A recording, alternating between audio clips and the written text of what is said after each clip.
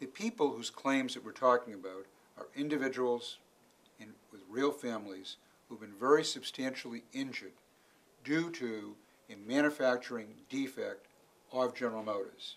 And we feel that it is not fair of new General Motors post-bankruptcy to wash out these claims in using the bankruptcy court. What it's saying is, in balancing rights, we're going to say the rights of these individuals should take second interest to the rights of the new corporation, General Motors. We think that's unfair.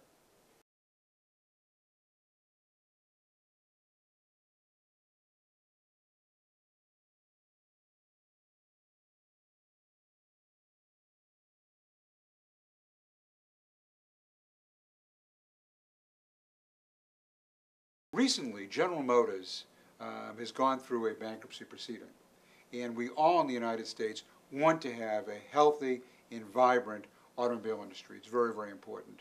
And in order to protect our automobile industry, the General Motors has decided to use the bankruptcy court in order to wash out its bad debt and to create a healthy company going forward. And the healthy company that they've set up going forward is going to substantially be owned by the federal government. And the question that we have to ask ourselves is, who's going to bear the risk of loss when there have been product liability claims against General Motors, both product liability claims that came before the bankruptcy and product liability claims that came after the bankruptcy. Now, about 8 attorney generals in the United States have confronted General Motors in this bankruptcy in saying the interest of the consumer is very, very important, and it is not fair to wash out these claims. It is not fair to use the bankruptcy court to say your product liability claim is only going to have any sort of merit against old General Motors that has no assets.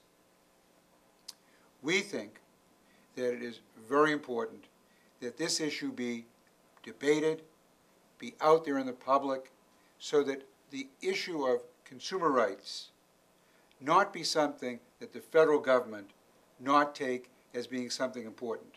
If the federal government was not going to be the major stockholder here, then we'd say, whatever the bankruptcy rules are, let's deal with the bankruptcy rules. But when you have a situation where the federal government is the major stockholder, you really have to look a lot closer at consumers' interest in question as to whether it's fair to wash out these product liability claims in bankruptcy.